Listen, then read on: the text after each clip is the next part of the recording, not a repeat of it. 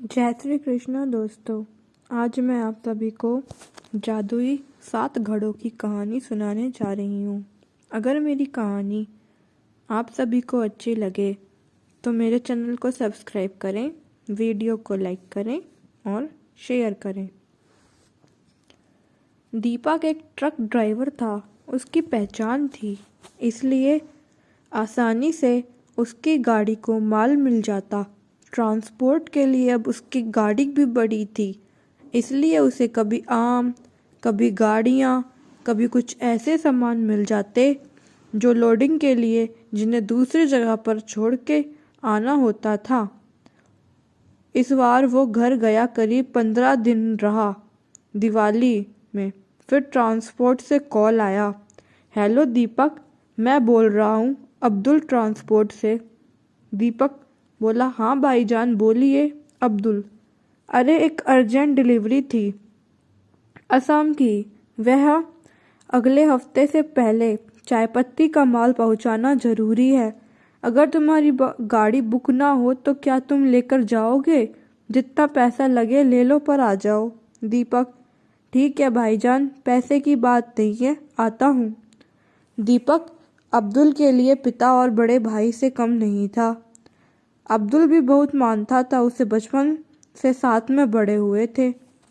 अब्दुल के कहने पर दीपक ट्रांसपोर्ट पहुंचकर माल लोड करने लगा। अब्दुल, आओ भाई चाय पीते हैं।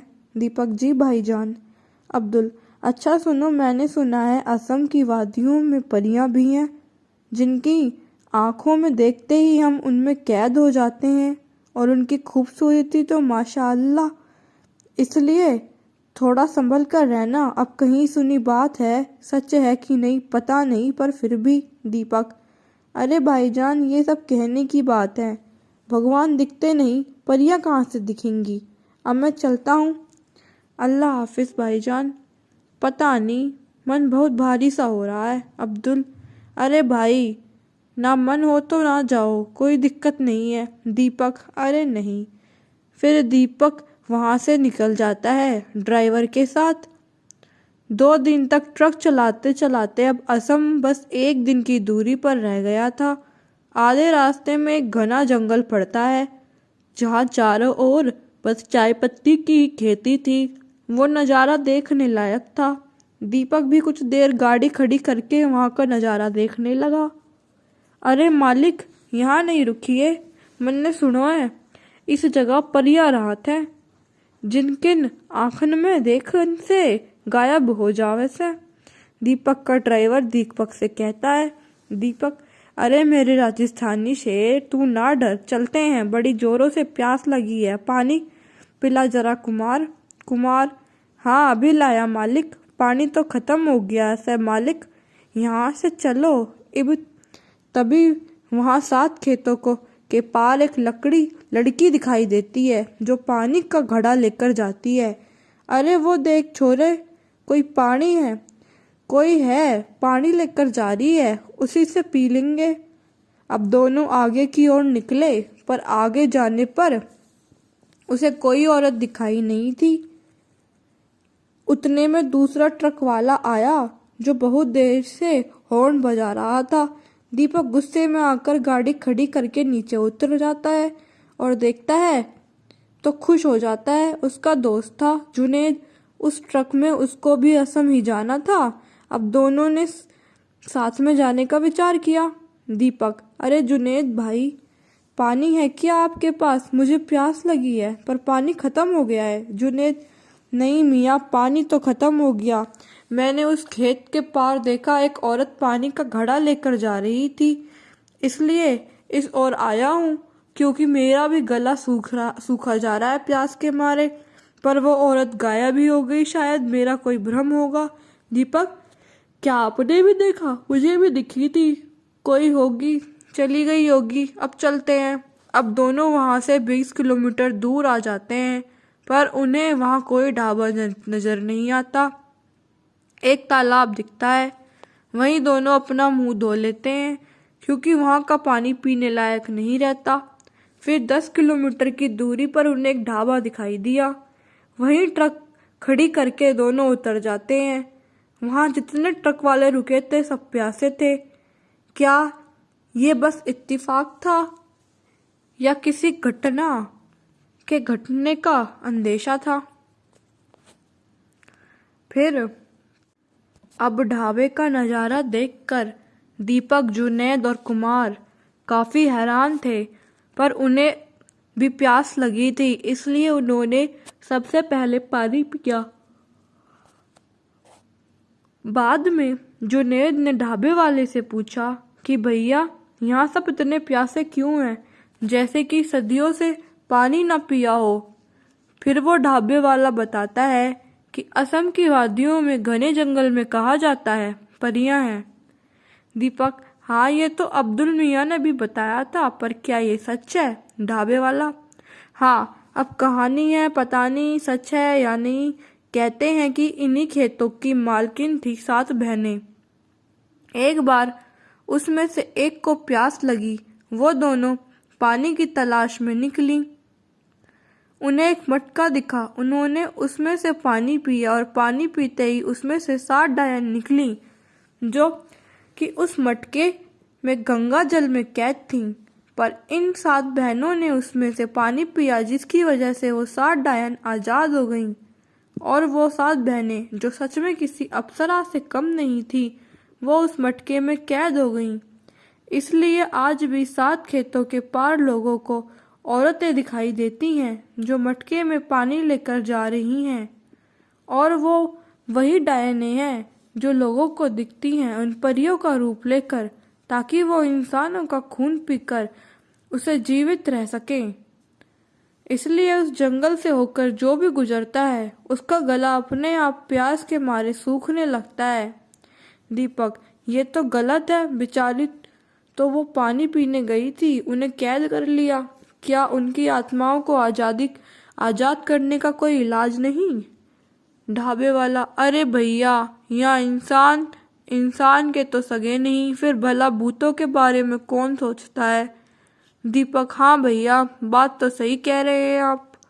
कुमार, अरे मालिक, इबका सोचने लग गए, थारे दिमाग में कुछ चाल तो नहीं रिया, मारे को जिंदो रहनो है, तुम समझ रही हो ना हमारी बात ने? दीपक, अरे हाँ बावड़े, समझ गया, तू न डर। जुनैद, और दीपक हंसने लगता है कुमार की बात सुनकर। अब या तो वो भी जवान पर बचपना रहता ही है। अब जुनैद और दीपक दोनों ने माल खाली किया और वहां से रवाना हुए। वापस आने को रात को ढाबे पर ही रुके, ठंड का समय था, आग जलाकर बढ़िया रात का मजा लिया, फिर सो गए। सुबह होते ही जैसे उन्होंने वापस निकलने का सोचा, नाश्ता करके, वैसे ही अचानक घने बादल छा गए। जुनैद, ये अचानक घने बादल, ऐसा लग रहा है जैसे कोई होने को है, कयामत आने वाली है। कुमार, ई का कह रहे हो जुनैद भाई साहब, मन में डर लाग रही है, यही सब रुकना ही ठीक रहेगा। दीपक, हाँ भाईजान, मुझे भी लग रहा है कि यहीं रुक जाते हैं और माल को खाली कर ही दिया है। जुनैद, हाँ ठीक है। जुनैद के अब्बू एक जाने माने फकीर थे, जो कि आसानी से रूहानी ताकतों पर कब्जा कर लेते थे, इसलिए जुनैद को भी यह सब चीज़ों का अच्छा खासा ज्ञान था। जुनैद मन ही मन में उन परियों को कैद से छुड़ाने की इच्छा हुई, और वो ये भी समझ गया था कि ये उन डायनों की ही करामात है। तभी ढाबे के बाहर से आवाज़ आती है कि उस डायन ने अपना काम कर दिया। तुरंत दीपक, जुनैद बाहर आते हैं तो पता चलता है कि उस डायन ने किसी गांव के जवान लड़के को अपने वश में कर लिया है और उसे मारकर पेड़ पर लटका दिया है। गांव वाले काफ़ी डर जाते हैं। यह सुनकर जुनैद का शक सही निकलता है। जुनैद सारी बात दीपक को समझाता है और अगले दिन सुबह वो लोग गांव के लिए रवाना होते हैं। कुछ घंटों का सफ़र तय करने के बाद फिर वही घना जंगल पड़ा। देखते ही देखते कुमार को प्यास लगने लगी। उसने गाड़ी रोकने को कहा पेशाब करने के लिए। उसे उसी साथ खेतों के पार एक लड़की दिखाई दी, जिसका चेहरा नकाब से ढका हुआ था। बस आंखें दिख रही थीं। उसकी आंखों से उसकी खूबसूरती का पता लगाया जा सकता था। वो पानी का घड़ा लेकर जा रही थी। अब कुमार भी जवान ही था। उसकी आंखों में देखते ही कुमार मंत्रमुग्ध हो गया और उसी की तरफ जाने लगा। अब 10 मिनट हो गए थे, कुमार अभी तक नहीं लौटा था। दीपक, अरे क्या हुआ छोरे, अभी तक ना हुआ क्या? थारा चल भाई, जाना भी है। पर कुमार का कोई जवाब नहीं आता। जुनैद को शक हो जाता है और वो दीपक से कहता है कि चलकर देखते हैं। जैसे ही दोनों ट्रक से उतर कर देखते हैं तो कुमार कहीं नजर नहीं आता। दीपक की नज़र उस 7 खेत के पार खड़ी उस लाल नकाब वाली लड़की पर जाती है जिसकी ओर कुमार जा रहा था। वो तुरंत जुनैद को दिखाता है। जुनैद समझ जाता है कि वो डायन ही है। उसकी आंखें लाल थी। दीपक और जुनैद चिल्लाते हैं और कुमार को रुकने को कहते हैं, पर कुमार को उनकी आवाज़ नहीं सुनाई देती। वो उस डायन के मटके का पानी पीने लगता है। जैसे दीपक और जुनैद उसकी ओर दौड़ते हैं, कुमार उस डायन के साथ जाने लगता है और देखते ही देखते वो दोनों गायब हो जाते हैं। दीपक, सही कह रहे थे तुम। जुनैद ये परियां रहस्य सच है। क्या हम कुमार को बचा पाएंगे? हाँ, डरो मत। जुनैद 7 खेतों के बीचों बीच आयतें पढ़ने लगता है और मक्का का पाक पानी जो उसके अब्बू ने उसे दिया था वो जमीन पर छिड़कने लगता है। देखते ही देखते जमीन से फटकर 7 घड़े निकले और वो 7 डायनें भी आ गई जो दिखने में इतनी घिनौनी दिख रही थी। उनके बड़े बड़े दांत थे, बदबूदार बाल, आंखें हड्डी के अंदर घुसी हुई जो जुनैद को नुकसान पहुंचाने की कोशिश करती हैं पर कर नहीं पाती। जुनैद मटके को फोड़ने की कोशिश करता है पर वो मटके पर डायनों ने जादू किया था जिसकी वजह से वो आसानी से नहीं टूट रहा था। जुनैद आयतें पढ़ता है और वहाँ पाक पानी डायनों के ऊपर डालता है। पानी डलते ही वो डायनें गायब हो जाती हैं। जुनैद अपनी शक्तियों का इस्तेमाल करके वो 7 घड़े जो आसमान में उड़ रहे थे उन्हें नीचे लाता है। नीचे लाकर उन्हें फिर तोड़ने की कोशिश करता है पर वो नहीं टूटते।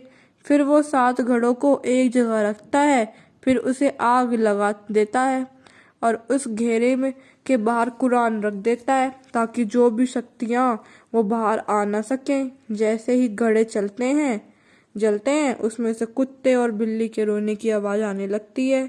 गांव वाले पूरे भीड़ जम के वहाँ पहुँच जाती है। जैसे वो घड़ा जलता है डायनें भी जल जाती हैं। फिर उनमें से 7 परियों की आत्मा निकलती है। परियां, तुम्हारा शुक्रिया, आज हम कैद से आज़ाद हुए हैं।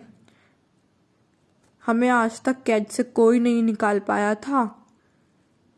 किसने कोशिश की? जुनैद, हाँ, पर आप तो ये घड़े में कैद थी तो फिर उस डायन को मुक्ति कैसे मिली? परियां, डायन ने अपना असली शरीर इस घड़े में छुपा कर रखा था ताकि कभी कोई भेद न पाए। हमें तो उसने इसी खेत के नीचे बने डायन लोक में कैद किया था। मटका ऊपर आने की वजह से और नष्ट होने की वजह से डायन का लोक भी नष्ट हो गया जिससे हम आज़ाद हो गए। मांगो, क्या मांगना है? जुनैद, कुछ नहीं, हमारे दोस्त कुमार को वो डायनें लेकर गई थी, आप उसे वापस ला दीजिए। परियां अपने जादू से जितने लोग आज तक गायब हुए थे उन सबको वापस ला देती हैं और फिर से असम की वादियाँ हरियाली से भर जाती हैं और वो जंगल 7 घड़ों के श्राप से मुक्त हो जाता है। जुनैद, कुमार और दीपक तीनों घर के लिए वापस रवाना हो जाते हैं। तो दोस्तों, अगर आप सभी को हमारी कहानी अच्छी लगी तो हमारे चैनल को सब्सक्राइब करें, वीडियो को लाइक करें और शेयर करें। धन्यवाद।